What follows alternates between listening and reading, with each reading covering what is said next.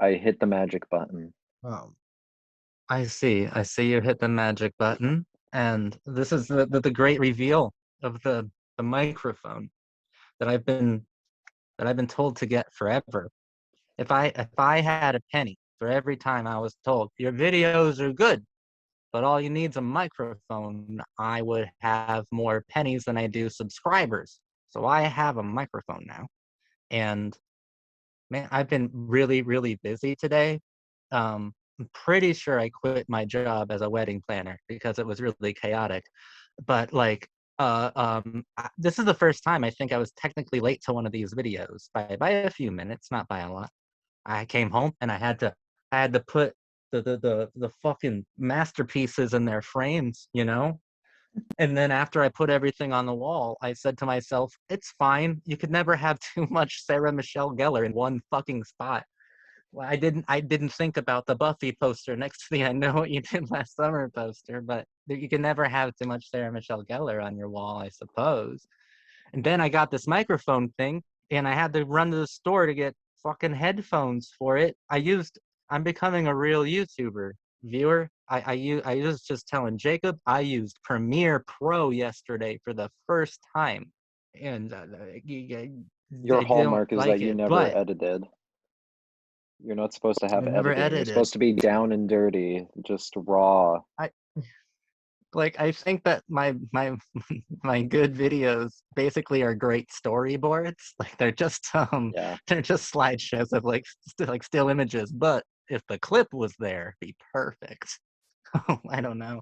I hope you guys come here for the insight and my everlasting charming personality more than the editing. What are we talking about today, Jacob? What is the film of the Vampires. day? Vampires. Who's vampires? John Carpenter's Who's God John King. Carpenter's? John Carpenter did a vampires? When He did he did do two, that? actually. He did two, as we'll recall. He did Ghost of Mars, which is kind of a vampire movie. Oh man. Was I haven't seen that in forever. Was like Natasha Henstridge in that? The one from the actress from Species was in that, I think. If I'm wrong, Ghost of Possibly. Mars is really good though. I like Ghost of I, Mars. I'm actually really But I fond actually of it. like I'm a lot more fond of this one, this John Carpenter's Vampires, which when I said like let's do this one, it's really like I'm checking off all the '90s culty like horror movies, and I didn't really expect this one to be as I. It was really kick ass, but I also thought it was just a really good movie too. 1998, John Carpenter's Vampires, James Woods, Daniel Baldwin, and Cheryl Lee.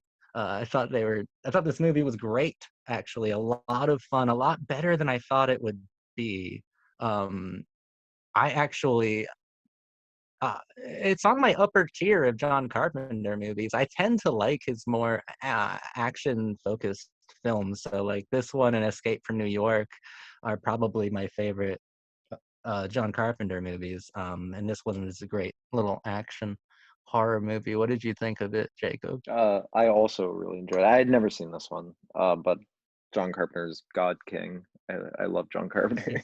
I usually gravitate to his more, slower, like horror movie, Prince of Darkness, Halloween. But I think we talked about it in the mouth. Yeah, we talked about it in the Mouth of Madness, which I also love. It's one of my favorites.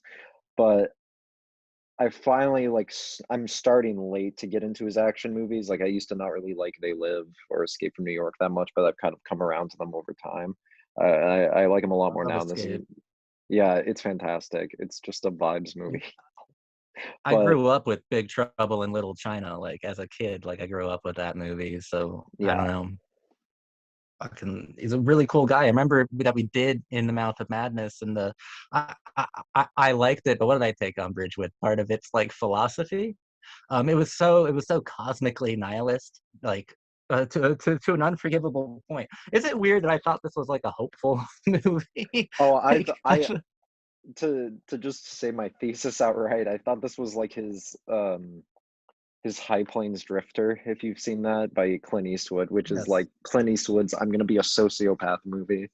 And that's Mm-hmm. kind of the, because like in that movie, right on, literally like when within 5 minutes of the movie starring Clint Eastwood kills like five guys, sexually assaults someone, and then holds an entire town hostage, and that's like the first half hour. And Is this that where kind he of has has a them all like? Is that where he has them all paint the town red? yeah, yeah. And he says, I'll help you Okay, kill these yeah. I guys, but know you this have one. to make me your king, basically. And then he kills the bad guys, but only like at the cost of like everything they have. He takes everything from them.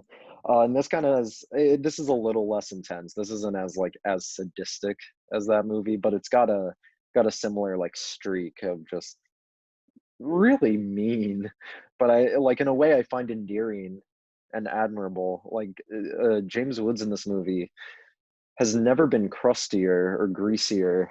And he was in Videodrome, but this is his so much worse in this movie. He's like virulently homophobic. He beats the shit out of women Oh multiple yeah. times. He's like so horrible in this movie. It's shocking. Like they even like they think that he's like so like wonderfully and comically homophobic that they even end on him like, "Hey Padre, did you get some mahogany from Yeah, when you like you this is were what we're killing the ending on?" vampires. It's so weird. It's like He's the like most is really, insincere really interested in whether or not the priest gets a boner. it's like the most insincere like macho shit I've ever seen, where I'm like I kind of feel like it's a joke on Carpenter's part, but I'm really not sure. I'm only not sure because it's never Oh my shown up God. elsewhere. The only place like he's ever really, as far as I can tell, dealt that much with masculinity are one, Escape from New York, and two, They Live, which is probably more obvious because they're all fucking wrestlers in the movie. But even in those cases, he doesn't really go to this place. That's why I think it was probably a joke, or at least like tongue in No, cheek. I think it was a joke, but also like, yeah, we can't.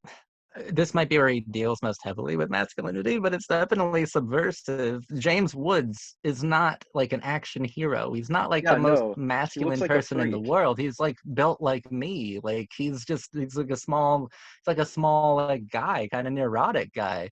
I think he did fine in here, like Steve McQueen-esque, I guess, but he's definitely not like the and he's not really image of the young action anymore in hero. this.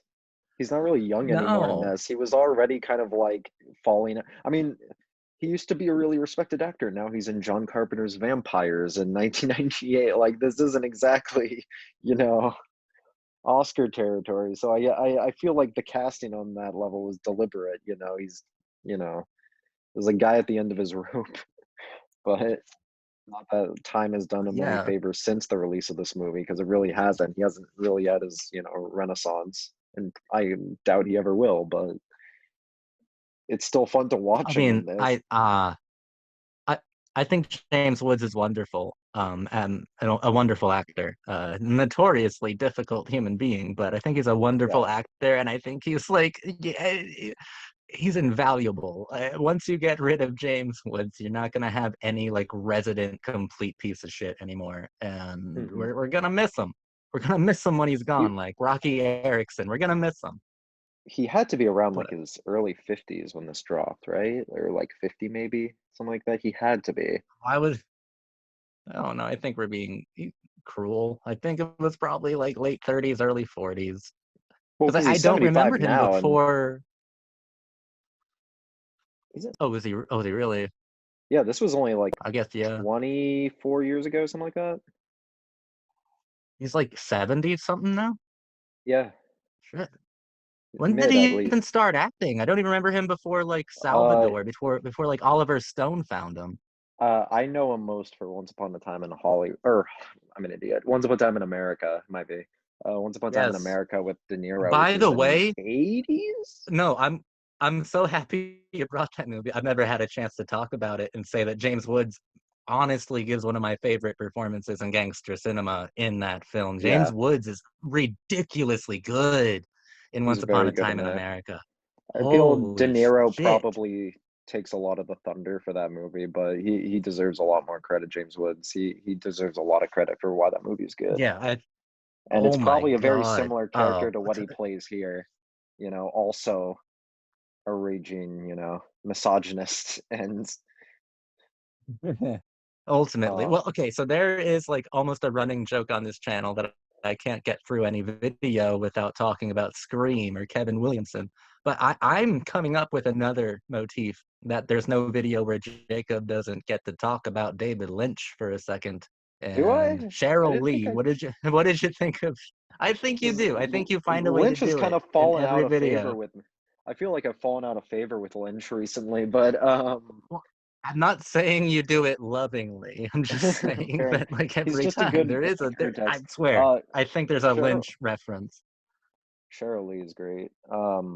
I thought it was funny because a friend of mine said, "Oh, she's so hot in that movie." I was like, "Are you sure?" Because she looks like she's dying of polio for most of it, and I'm like, she looks horrible most of. Yeah, Not like in a she looks like ugly. I just mean like she looks deathly ill for most of it. But no, she seems like she's having fun. I think, at least for the most part. Mostly like in the end mm, where she's like actually now a vampire, and also in the beginning when she's seducing James Woods. I feel like she probably got oh yeah. um, typecast, not typecast, but kind of like pigeonholed at least at like what kind of person she is and what kind of role she can take because of Laura Palmer and Laura Palmer's cousin and Fire Walk with Me. I feel like she probably people probably don't know like the extent of her range just because most of her other roles aren't as popular or as seen. Like I don't know many people Yeah. who've actually seen this movie, despite even among like Carpenter fans. I feel like she doesn't really, No, me to say neither. It nothing seems to of have been Dan Baldwin. forgotten. To say nothing of Dan Baldwin, Uh, like I, I was going to say something of Dan Baldwin in that great performance, actually. yeah, he's pretty entertaining. Montoya. It took Ah, me a good while to character catch on too. that it was a Baldwin because I was like, something about this guy's familiar, and then it hit me that he's a Baldwin. Well, it's hard. I couldn't help but see Alex so much in this, but Yeah. Daniel was great. I think this is clearly his best performance. He hasn't really gotten to do too Oh, many. He has a lot of honestly, demons, as John Carpenter says. honestly, it seemed of anyone in this movie, I feel like Daniel Baldwin seems like he's enjoying it the most, even more than James Woods. Because there's moments where like James Woods seems like he's kind of just Charles Bronsoning the role where he's kind of just sleepwalking through it a little bit until he gets to say something homophobic. Then he seems like he's a little too into it. But Well, yeah. Oh, when yeah. He's so alert for that. yeah, he's so like he seems like so energetic when he has to say something horrible, and then he goes back to just being like, "Oh, I gotta kill vampires."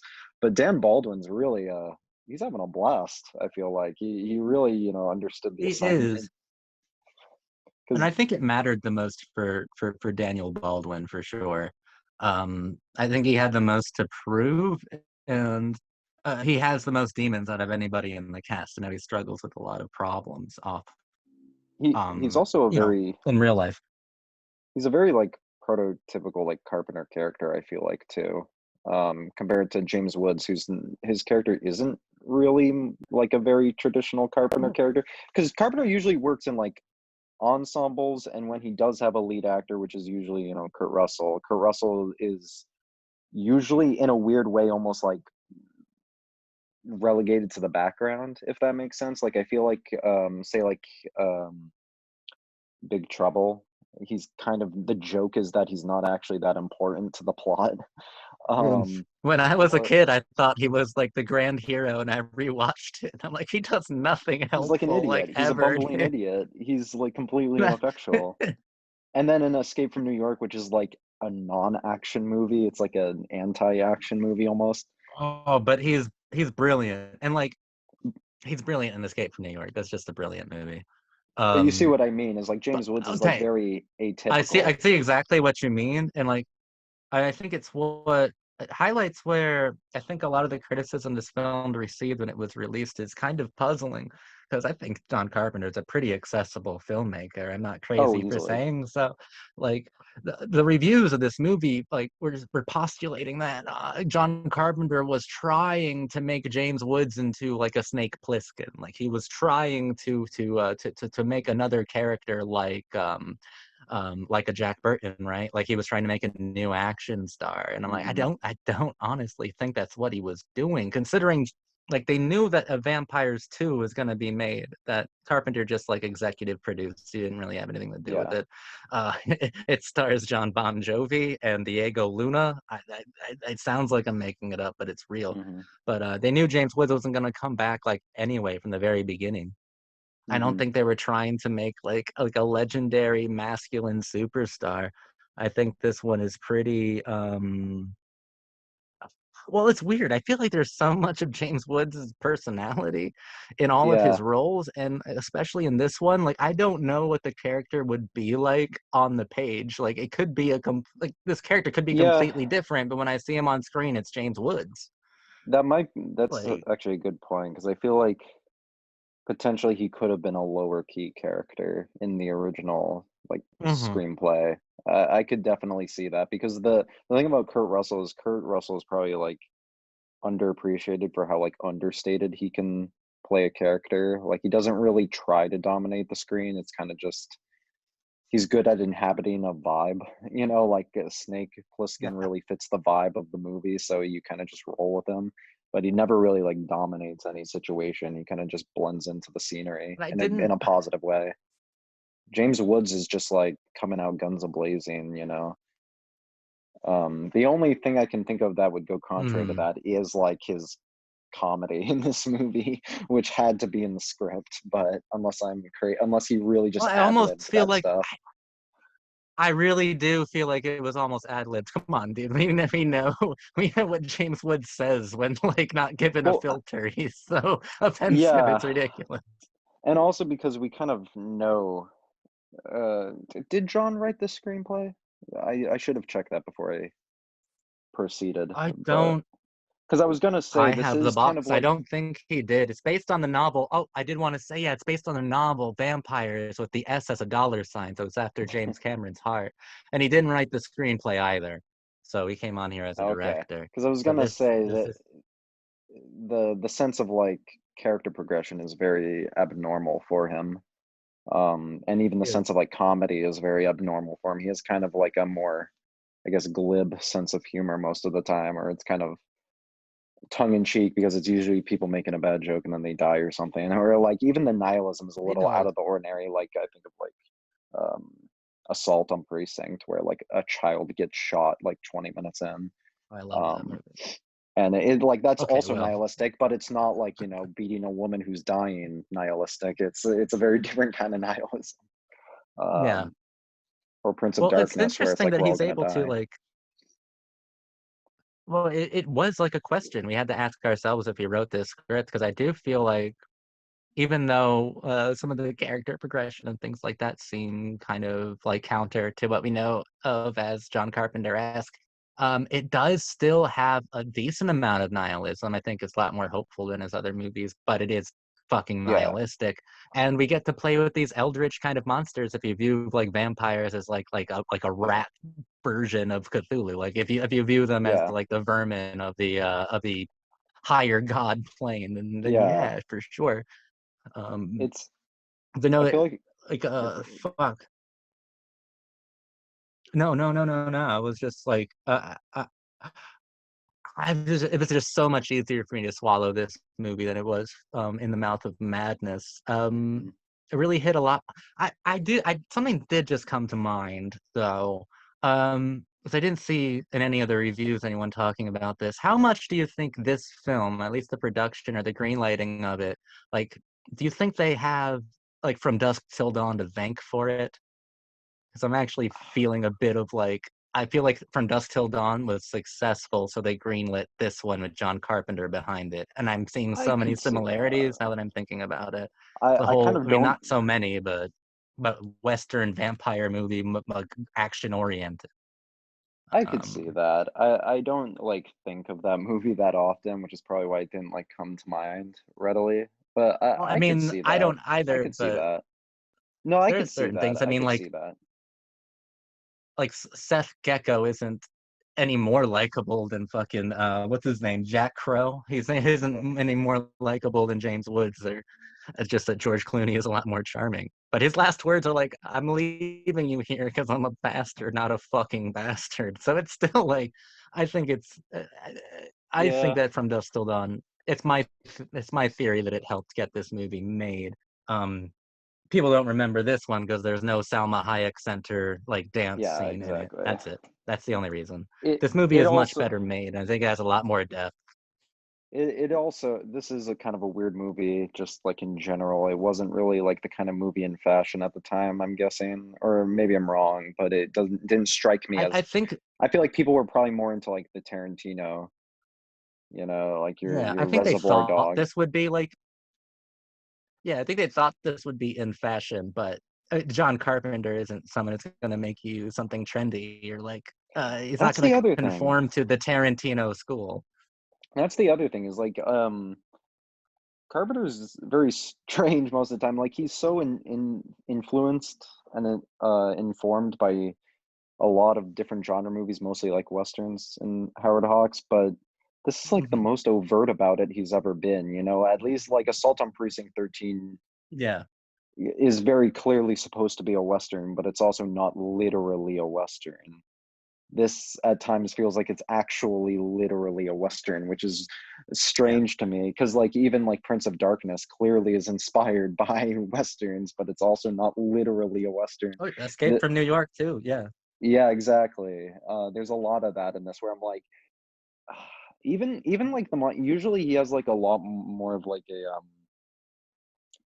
I guess, high concept idea of what he's going for. Like In the Mouth of Madness is very high concept, and this is very kind of like back to roots. Like again, this reminds me more than anything of Assault on Precinct 13, just because of the purity of the concept. It's not like it doesn't have like all these layers of it. Because like In the Mouth of Madness is about like a million different things, and Prince of Darkness is about a million different things, and Assault on Precinct 13 is interesting just because of how, direct that reminds me more of than anything of like stuff like Texas Chainsaw, where it's just like there's a purity to it that this kind of returns to, I think. It just feels like I mean, so I think he knows. Yeah, I think he yeah. knows that action should be a lot more direct. Like horror should be vague. Horror should be like, the fear of the unknown, and there's a lot of unknown variables to his horror films. A lot of unseen complications or implied ones. And I mean, I think he's like a pretty. I would call him a master filmmaker, but of both horror and action. I think action should be a lot more straightforward because Escape from New York, even though it's my favorite Carpenter film, it's got like even and Big Trouble in Little China have a lot more ideas in them, but it's not any like less. It's not any more vague or complicated just because it's set in the future, or set in some supernatural Chinatown. It's just Yeah.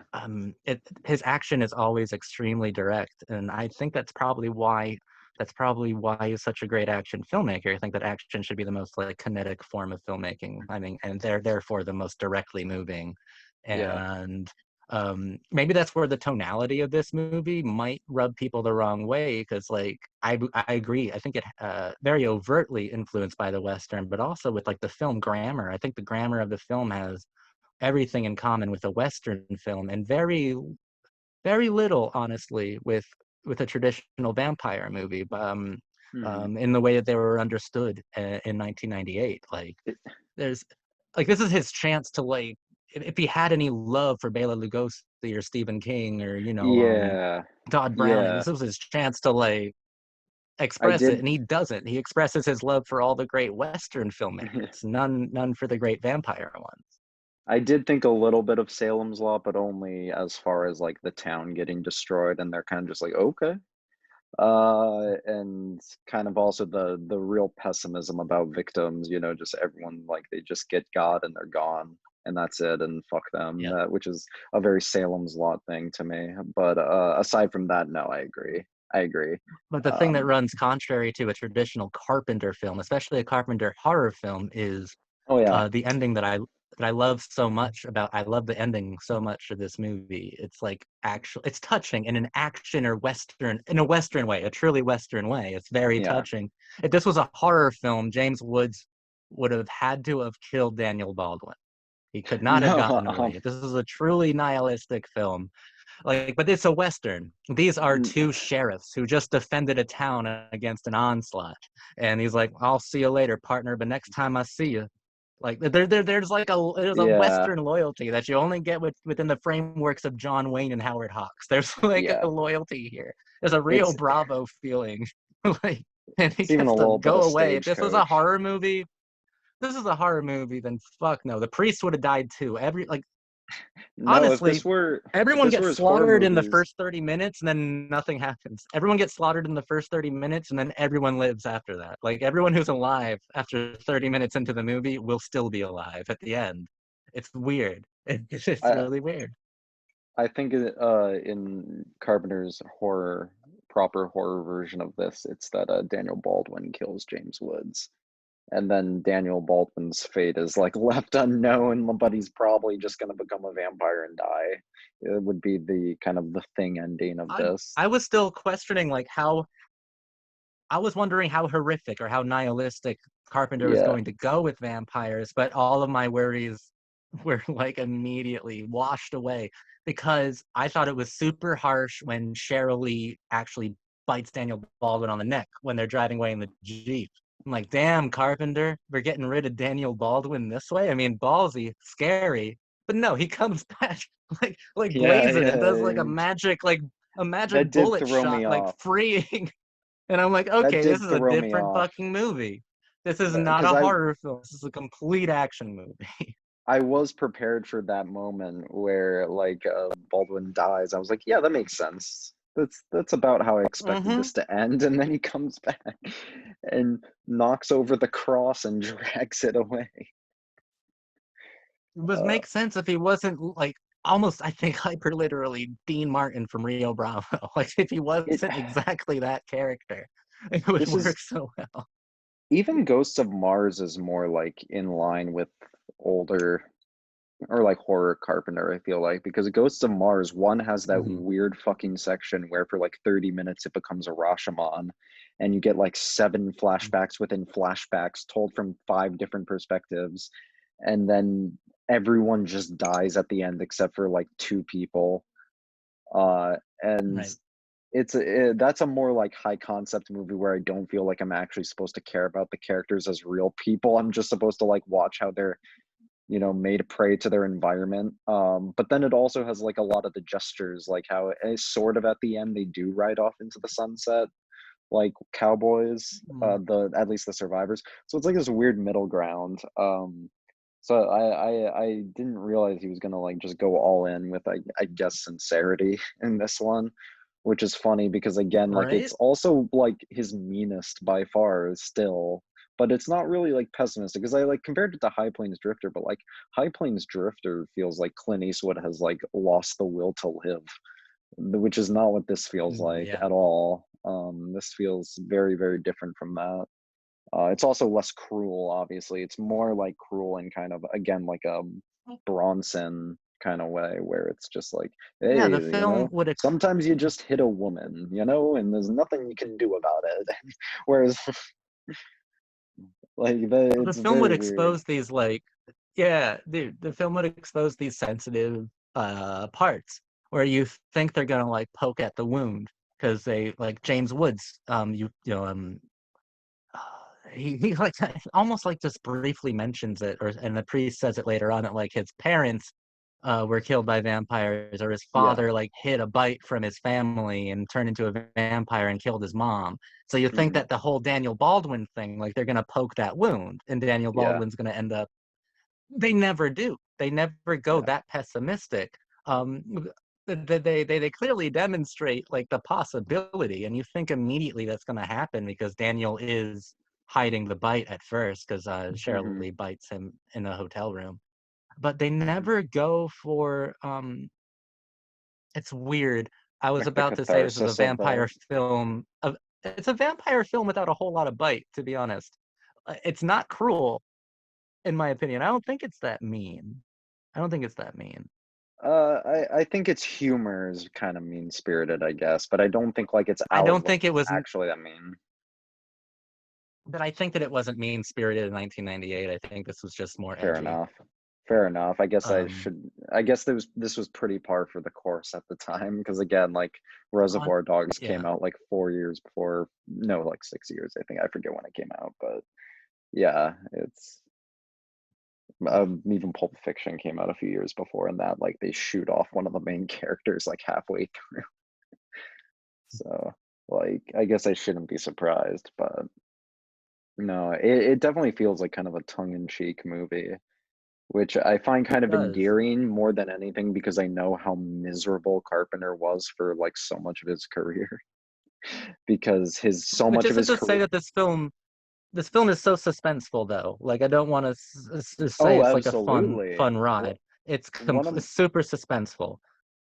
one of my favorite although it kinda eases into that really well because like, the part where everyone gets capped off at the beginning at the club is more montage than anything else, but I really love the section near the end where they first find where they're hiding, like, in the prison, and This they is send the yeah, my priest in favorite there part with too. the camera, they send him down the elevator. I really love that sequence, especially because I love how it keeps I cutting love it back too. to, Cheryl Lee, who, like, seems to be actually feeling pain every time they kill a vampire. Yeah, Every that time that part Dan is so good. That is I so really love suspenseful. that I thought sequence. that priest was a fucking goner, dude. Oh, Oh I my love the god, priest. it's He's, it's like, my favorite wonderfully character in shot. the movie. It's That's actually he's a very, I feel like, Carpenter character because he starts the movie as, like, a mhm. borderline pacifistic priest, and at the end, he's, ripped off his collar and he's shooting vampires with, like, a rifle. He is so It's good good. in this movie. That that Which to that be whole sequence was so good, really well shot, and like you said, it's at the end of the movie too. It's so good. and for the record, I do think that's one kind of consistent, at least for Carpenter gestures, like the kind of not I wouldn't call this completely anti-religion, just kind of like mildly, like a sprinkle, like a dabbling of anti-religion, only to the same extent like Prince of Darkness was, where Prince of Darkness was like, yeah, there's probably a God, he just probably hates you. And that's kind of the same Right. energy this has going, just kind of more slightly more tongue-in-cheek, kind of more like an Escape from New York thing where everyone's kind of, passive to their fate, like kind of Snake Yeah. I Plissken kind of way. I forget the line, but one of the bigger guy from James Woods' crew, the only one I recognize from other movies. Oh, Oh, I from know who like you're talking Batman about with the big Begins. hair. Yeah, I was about to say I Yeah, also only knew him from Batman Begins. that he said something like there are vampires and there's a god. Like he's like just basically like laid it out. Um, Which is this movie isn't anti-religion; it's anti-Catholicism completely. yeah, yeah. Also, I don't know, I just find that so interesting, especially because again, we're talking about like one, the Western, I just kind of associate with that, you know, Hmm. that kind of drive to take the land because they think it's deserved and finding nothing out there, which is I think a very kind of John Wayne notion. I think of The Searchers a lot, the Western man is a psychopath Right. and all that. But which by the way, I fucking love the landscapes in this movie. Yeah, and dude, mm-mm.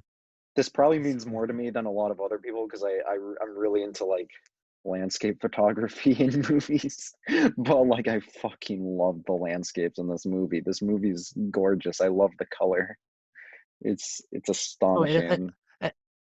it gave John Carpenter an excuse to take advantage of every moment of like the magic hour of filming landscapes because Yeah. it's a vampire movie. They come up at dusk, and he got to shoot some really beautiful photography that reminded me of like actually Badlands, like Terrence Malick's No, I can see early that. photography. I can see It that was a lot. so good. I agree.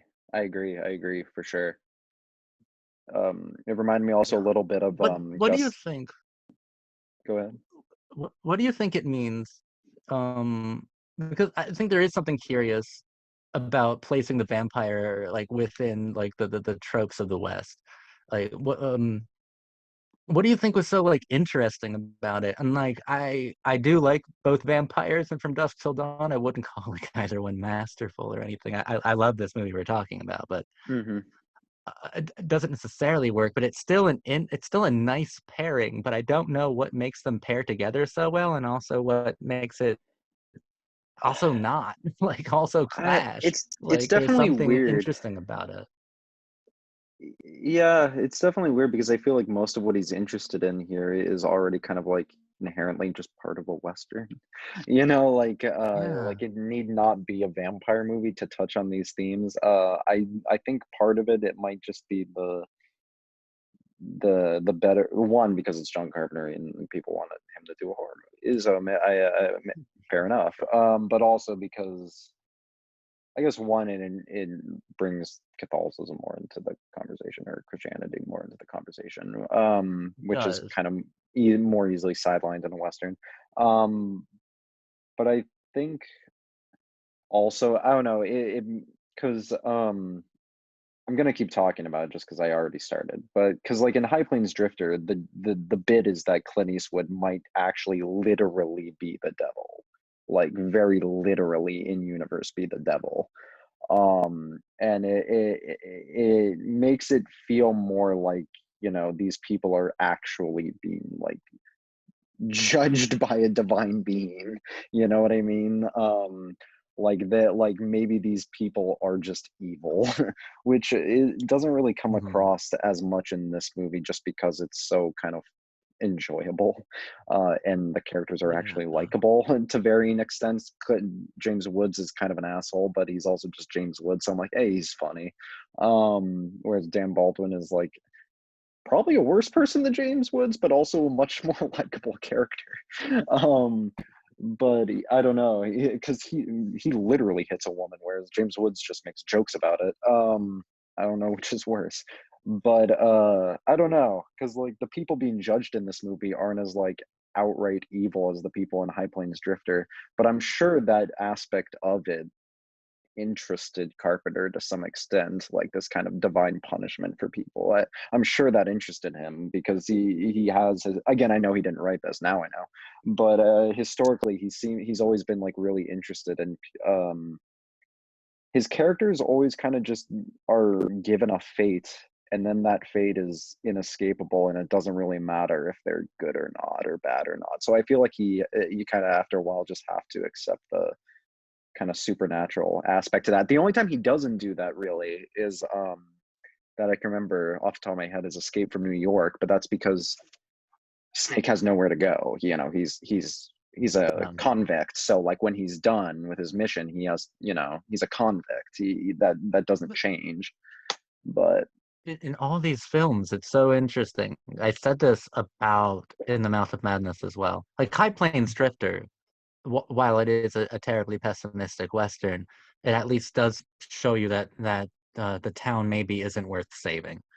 yeah, Um, John Carpenter just ignores that argument in like yeah, all of his movies. Escape from New York, In the Mouth of Madness, and this one. Like they're all fighting to save the fucking world or reality, but he never shows you a reality that's valuable ever. yeah, Like yeah. you're never like around like Frequently, normal people just trying to like get through their day and cross the street. We don't care about them. It's almost like the fabric of reality or this universe is worth saving by definition just because. Escape from New York does this wonderfully. I don't even know what the world is like outside of those fucking walls. I have no yeah. idea. We're It's never super shown. unclear.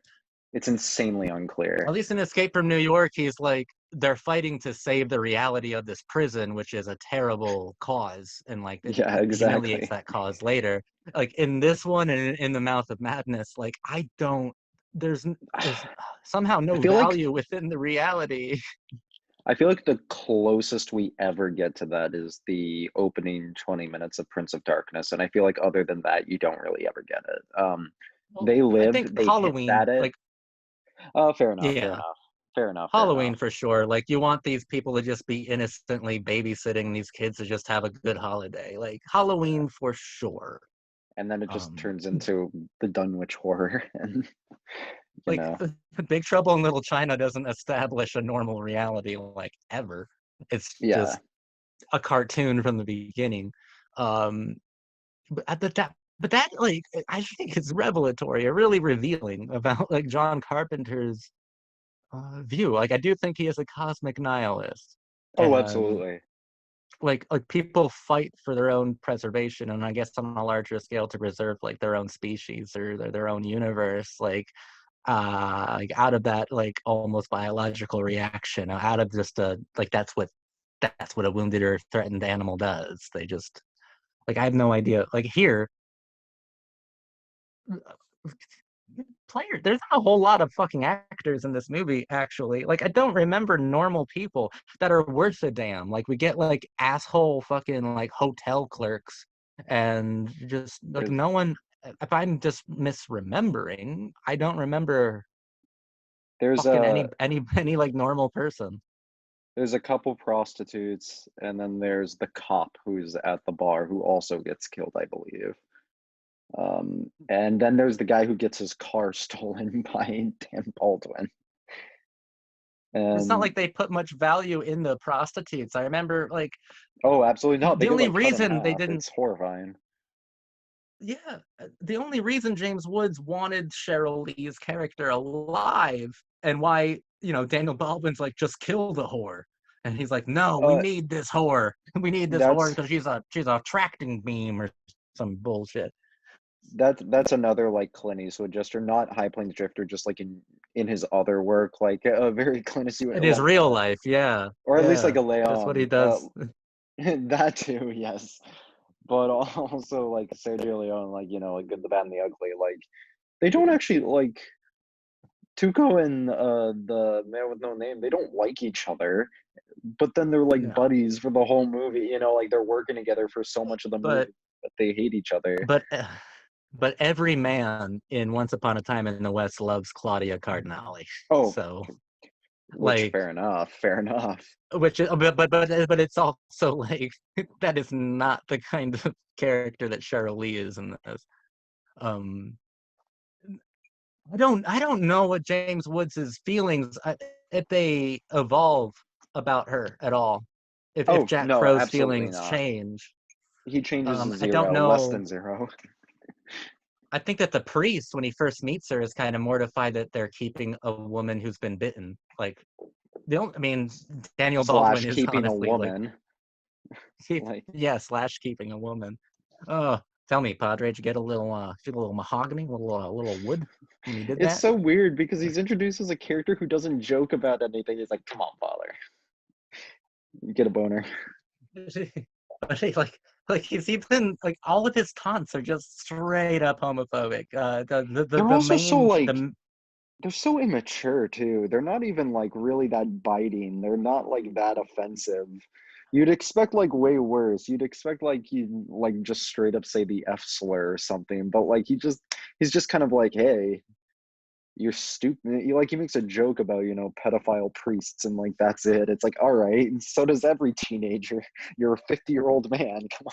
yeah, It's really but like like I find he's that kind this of endearing. motherfucker is this motherfucker's tied to a cross, and like they could be his last words, which are like, "Oh yeah, Valak, I'll get down there and I'll fuck you in the ass real good," like something like that. Like is his last words. It's It's some shit so weird. against an eldritch fucking monster, making fun of him for possibly for wearing a cloak, basically. What do you? By the way, Thomas Ian Griffith, Valak, I think was a really imposing figure. I thought the monster was a good monster. I thought Yeah, Valak did his job. I thought that Valak was horrific, he's and at his really best. intimidating. When Oh, go ahead. I just thought like he was really intimidating, and I know he's the man in black. Like he still fits into this Western universe, but he has a horror Yeah, intensity. Like he really does. Like when he shows up, when it's him and not part of his crew, it's my heart beats faster. He's a good monster. Valak did really well. Um, he's cool guy, you know. he's very The first like time you really see him, though, he's like basically going down on Cheryl Lee. I mean, he's biting her thigh, but for all intents and purposes, yeah, he's eating her out.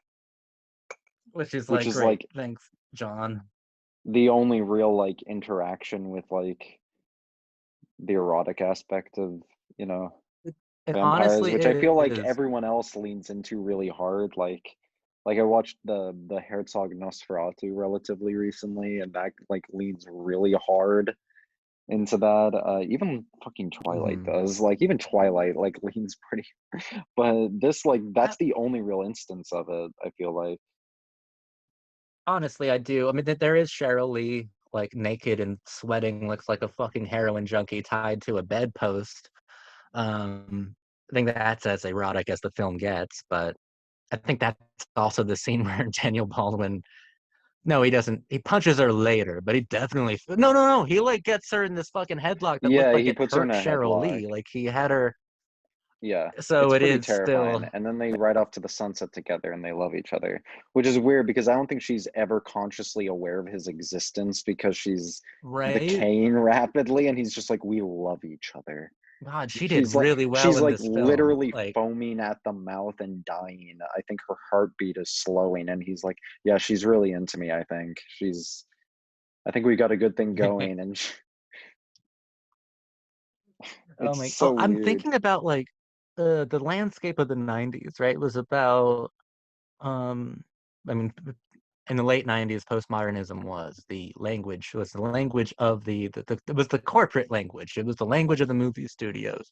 And if they used like pre-existing monsters or even like pre-existing IPs, they would find a way to try to deconstruct it in its own way. Even like placing Michael inside of Halloween H2O and having him be a fuck up like Stu and Billy kind of killer.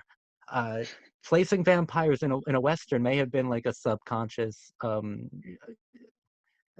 the 90s, you know what I'm saying. The 90s are about like putting things where they might not belong in order to deconstruct to maybe two things at once. Mhm. um I'm not saying that I don't think Carpenter is a postmodernist. I just think that like No, this definitely is not. primarily a studio film.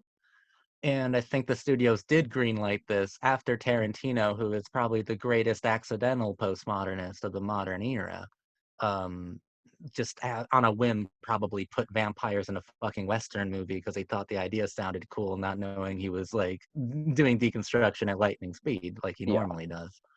Um, but I think that that's why, because I'm thinking about vampires, right? And like the one vampire movie that I feel like feels out of place is Francis Ford Coppola's Dracula because it's so Yeah. fucking traditional and it's so like classical feeling. Meanwhile, like Buffy is bringing them to prom, right? Like Yeah. we're bringing these vampires and these beasts into territories where they wouldn't normally fit in. And the Western, I think, is interesting because in the 90s, for sure, by then it was already a dead genre, and you're bringing an undead creature into a dead genre. And I think you have these kind of archetypes wandering around. Like, I don't think that the James Woods hero didn't work for a lot of people because he wasn't Snake Plissken. I think the James Woods hero didn't work because that hero is, like you keep saying, like a Bronson-esque hero who is dead. That Yeah, archetype, we don't have that archetype in the 90s anymore, you I know? mean, he's a relic, but I think that's also why he cast an actor who was no longer, in his 20s or 30s. Yeah. It's No, James Wood looking terrible and wearing a leather jacket and saying, "Let's kick some ass." And it's a really right? funny I mean, I gesture. mean, when I think of '90s action heroes, I think of I mean, immediately I thought of like Antonio Banderas and Wesley Snipes. I think of Yeah, these kinds of exactly. these like a new breed of action hero who were shaking things up and doing things quite a bit differently. Whereas James Woods is Steve McQueen, James Woods is Charles Bronson, Yeah. but somehow scummier than both of those actors' worst characters. Like he's the scummiest possible version, which leads me to like John Carpenter had to have known what he was doing. Like, there's no one who casts James Woods in a movie because he's fucking likable. Like, the only Yeah. reason James Woods gets cast in movies is because he's instantly unlikable. And Carpenter wasn't jumping through hoops to make Jack Crow a super likable character. He played into all this homophobic stuff. Even if I'm saying it's just a product of the time, he was also just a dick to everyone but Daniel Baldwin. Like he was still an asshole to, and then even then he was an asshole to Daniel Baldwin half the time anyway.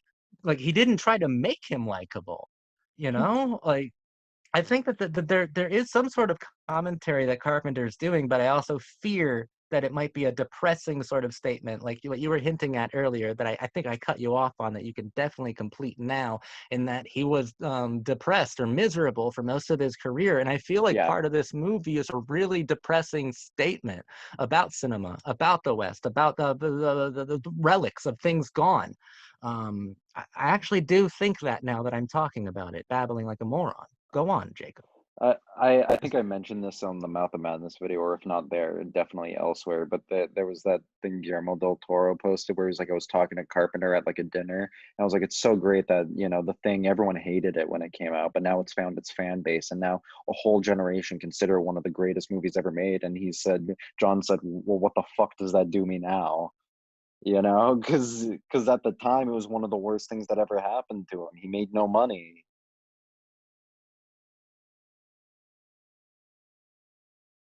But what?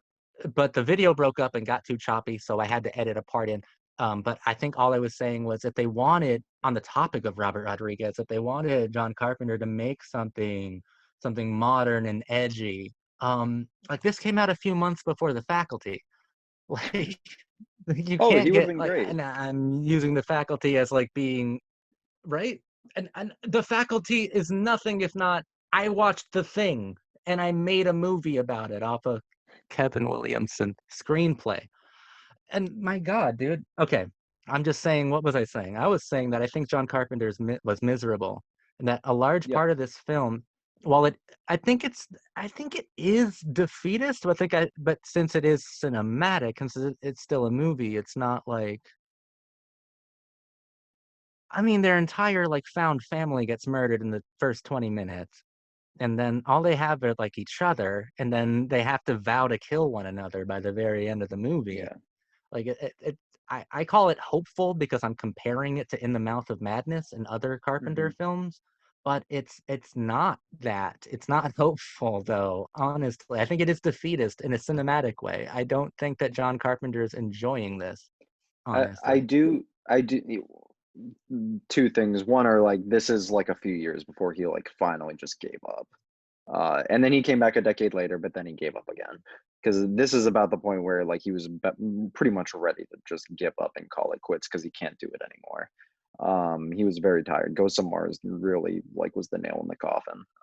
But on the other thing, yeah, I think that's a very like Western gesture that like none of these people ever really learn to know each other in any meaningful way. They just kind of intersect in each other's lives and then move on and go their separate ways, which is a trope I like, but it makes for something that feels like more kind of, I guess, schematic. Like it's conceptual, like you're not really supposed to get invested in them too He deeply. beautifully plays into that trope too, with the stuff I was saying of exposing wounds. That if it Yeah. was a horror movie, they'd poke them, but since it's a Western movie, they don't go near them. So you see like It's these glimpses of humanity that are never fully explored because it's a Western. Whereas it's if it was that a horror movie, it'd be exploited. Yeah, I think you're right. it's that like they expose the wounds and then they say, well, I'm not going to worry about that. And then they move on, which is something I kind of find endearing in a lot of movies. Like, I kind of enjoy that. I kind of enjoy the idea of like a character who simply will never change. Um, Yeah. Well, I think of so, these westerns where they show you these two characters that have something like super in common. Well, I'll just make something up. Like both of their fathers got killed, and they yeah, meet each other. And if only they would both talk about that one thing, like they would grow a deeper bond, but they never end up talking about it. But the audience has formed that bond in their brain already. you're Um, literally uh, describing the searchers. yeah, okay. We'll see. Yeah, I guess I yeah. didn't make Well, it up. no, because John Wayne's brother dies and his wife, who it's implied he was in love with, and then this kid loses, his father, and then they spend like almost a decade together looking for the daughter, and they never get any closer to each other over that time, despite like having this shared trauma, this shared traumatic thing happen to them that has like destroyed their ability to function in the world. And they never like, the the nephew moves on, of course. Like at the end, he gets married and he moves on with his life, and John Wayne just says fuck it and leaves. But it's similar here. I definitely think it's similar here. Just like people who refuse to change or talk or convey anything with That each other. speaks, yeah, that might speak directly to like I guess my overall reading of the film. This is a genre bending film. Oh yeah, Vampires and Western heroes are two archetypes that I think that vampires have changed, Westerns haven't, but two archetypes that maybe seemingly refuse to change. and they're forced to interact with each other here, and neither one is like greatly improved upon. That they clash, they do all this other stuff, but I think that it is some sort of commentary on cinema in a way. Did that make any sense? Did I connect no, a I know what dot? you mean. I A definitely dot? think it's a lot of genres. I think it's a horror movie, it's an action movie, it's a western. Like I said, I think it's a landscape movie because I think half the shots in this movie are just landscapes alone. There's probably more footage of that in this than like a fucking Yeah. Peter Hutton movie. Well, But it's it's hard to talk about vampires as static archetypes because we've done like so many videos about Buffy and Twilight where I feel like we talk about how the vampire is this constantly evolving archetype that like molds to yeah, the times, but a different reading. I mean, this vampire has a lot more in common with like a rat. John Carpenter described the vampires in this movie as like vermin, as rats, and that like they were basically, like rat killers, exterminators in a yeah, way. Like these, that might be another Salem's Lot connection. This vampire has a lot more in common with just this void of blackness and just this like vicious creature that really doesn't have a whole lot of interiority.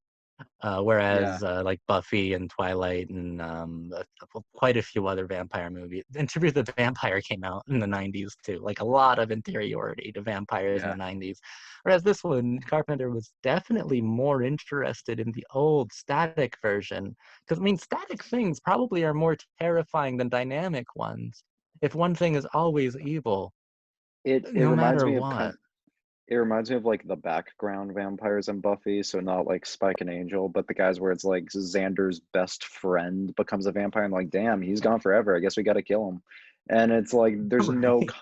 like the vampires, they're like there were literally people, and we know from like Spike and Angel that they literally still like carry their part, at least part of their old selves there, but they're just like killing them like, ah nah, it's all good. And Buffy kills like hundreds of them, like Yeah. thousands of them, and they're probably like they all have their childhood memories and everything. And this kind of has that energy where it's just like there's just no consequences to the murdering of the vampires. They're just kind of a thing to shoot, No, which and is like you're gonna have to murder them. Like, cause like they'll be unrecognizable almost. It's more like a zombie feeling. Like when yeah. Cheryl Lee Oh turns, absolutely. when Daniel Baldwin turns, shoot him in the fucking heart. Like that's it. That's all you can do. There's no peace. Like there's no Yeah, treaty. Like they have to kill you I and you agree. have to kill them. It definitely feels like a zombie movie at times. I agree. I agree. And I mean, it probably says a lot because like zombies have kind of been adopted by, or have kind of adopted the Western in their own way. Walking Dead 28 Days Yeah, Later, they've also like adopted Western aesthetics. And I think it's very like they pair very well, which makes yeah, I sense. feel like that makes more sense, like metaphorically, with like actual dead monsters inhabiting a dead genre. Like that's an It, easier pairing. I feel like it also makes sense for the Western to intersect with like horror just because the Western is kind of like, I think I mentioned this earlier, but I feel like I associate the Western with like the what's the phrase, manifest destiny, like like this search for God or like Oh, your god-given right, and then you find just kind of like lawlessness, death, murder, there's no values, God is dead. um yeah.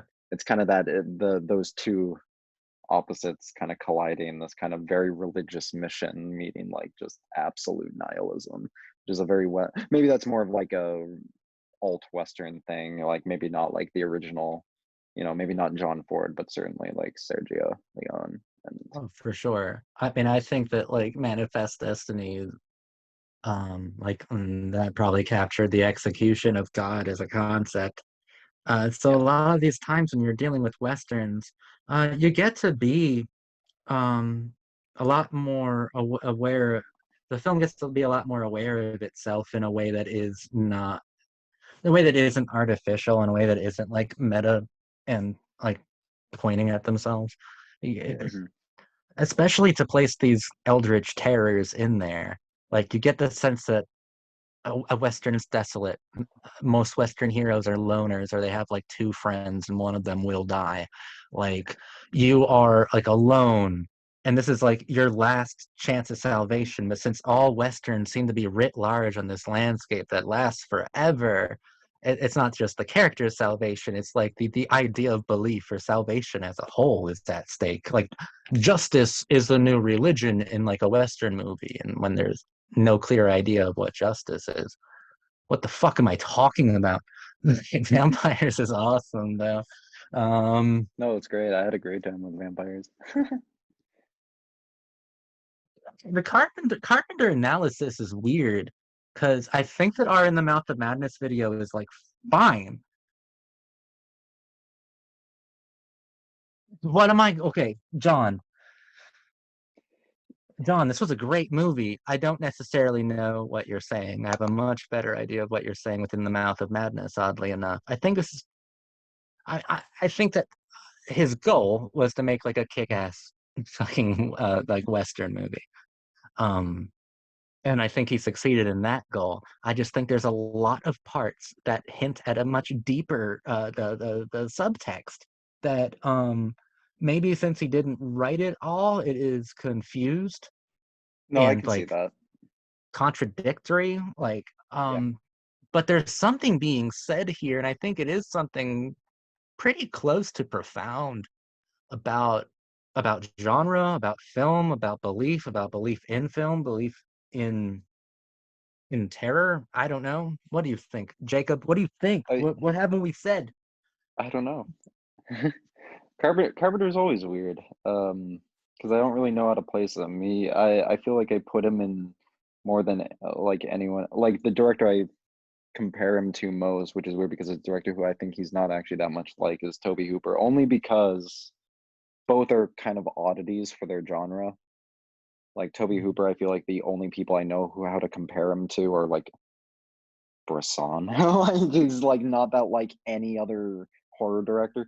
Carpenter's kind of similar, but he's more kind of in tune with genre. I feel like genre aesthetics. Like he Yes. actually likes genre movies, but he also doesn't really like the genre movies he makes. Well, I mean, I think he's proud of his work, but I mean, like, he's into like westerns and stuff like that. Whereas like Toby Hooper is into musicals, but uh, John Carpenter, you he doesn't feel like the kind of person who like say like has many opinions on say like George Romero or like Right. Okay. Lugosi. Yeah, that's why I keep saying at the beginning, like I say in every Carpenter discussion, Carpenter made some great 90s movies. He's not a postmodernist. Should confuse him with No, postmodernism. But no, I'm absolutely using not. deconstruction, like I'm literally deconstructing his movies in order to make sense of them because of what you just said. I feel like he doesn't make statements about religion and belief, but it's so saturated within the genre language that I'm having to deconstruct it on a genre level. Whereas Toby Hooper, we could talk about Toby Hooper movies without necessarily bringing up without having to have a conversation about John Ford. I can talk Yeah, about Toby Hooper and the actual context and he's have to his talk about actual things. he's his own With like original text. He's his own original text. right, Carpenter's simultaneously like formed by his influences, but then completely apart from them. Like right, I and like I this don't is know why where that ends though. I don't know like where it so ends. I many don't know where I should stop reading it as a genre film and start getting into the more personal or the philosophical side of things. 'Cause I don't know where the genre commentary ends and where the cosmic nihilism picks up, and I don't know if one just follows the other. what it is for me is that whenever so many people I know when they talk about John Carpenter, for them like the conversation kind of starts and then it will inevitably end with Howard Hawks and like everyone in which like Hmm. he's madly influenced by Howard Hawks. But like for a lot of people like I feel like they're like just watch Rio Bravo and you have like the key to unlock John Carpenter. But for me like I don't really think of Howard Hawks at all when I watch him, and like it's very obvious how it influenced like his narrative structure. Like Assault on Precinct 13 is just a fucking Howard Hawks movie. At least like structurally, but like that doesn't really like at That any doesn't that, point that get into what I find interesting about the yeah. movies themselves. It's more just kind of his kickoff point for like how he's gonna set up the movie he's about to show you. But like that to me has almost nothing to do with say like the mission statement of like half of his movies. Like Prince of Darkness, I think is like the thesis statement for his whole career. And that's a movie that is like pure like I don't remember where this bit comes from, but there's like the like oh, hold on.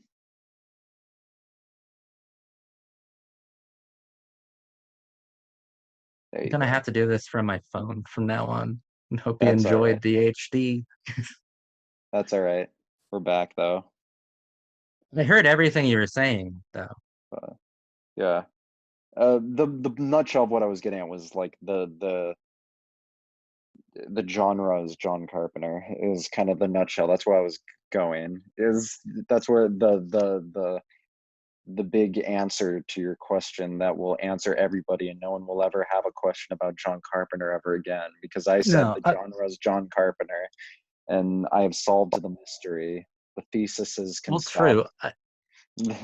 Well, I just wanted to say something like, so I did bring up Howard Hawks earlier, and I think within the parameters of Daniel Baldwin is doing his best Dean Martin from Rio Bravo.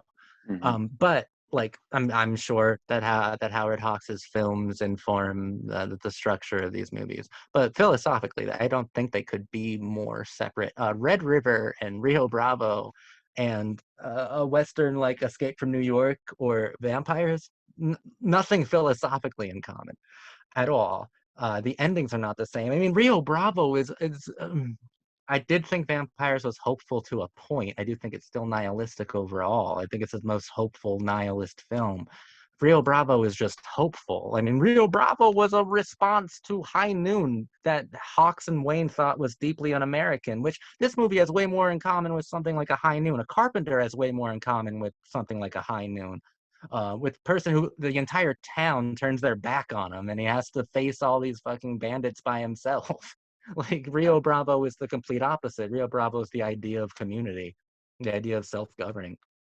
Um, so where structure and maybe some of the like visual poetics might be owed to Hawks.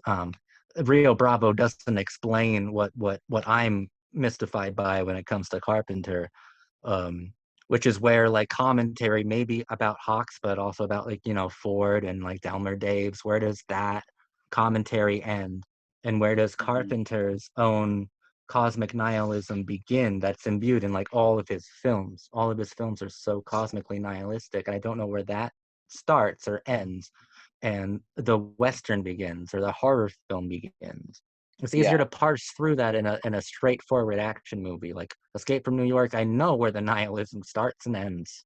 I know where that is because action isn't it doesn't have to include nihilism, whereas horror and the Western do to a certain Mhm. extent. Um, I think he's such an accessible director, but if you do try to like deconstruct his work, there are a few walls. Maybe maybe he's reserved in a way, like in a Hitchcock kind of way, like doesn't want you to know too much about him. Mhm. Like you can't watch a Hitchcock movie and you can't watch a John Carpenter movie and know know everything there is to know about this guy's sensitivity. It's not at all. Yeah. You can guess, but then you might just be grasping at tropes of the established genre. Like you don't know. I think John Carpenter is really interesting though. Oh my God. I did one of those things where I talk a lot No, and I I was think into it. some I think some points are made. But shit, I feel like we've had some technical difficulties in this video, but I still feel like we've talked for a while. Yeah, we have probably over an hour. Okay, okay, good. Well, in most respect this film has ever gotten, and I think it's a fascinating one, clearly, because by the end of the video, I actually have more questions than I did going into it. Yeah. So, John Carpenter is a gift that keeps on giving. Do you have any final thoughts on vampires? Nah, watch Ghosts of Mars. Everybody should. It's really good. It's really I do good. remember liking it. It's been a while, but I do remember liking it. I'd be surprised Uh, if you liked it now, but it's very good. but, but viewer, make sure to like this video, and also when you click that like button, did you get a little mahogany? Did you get a little? I'm ending it.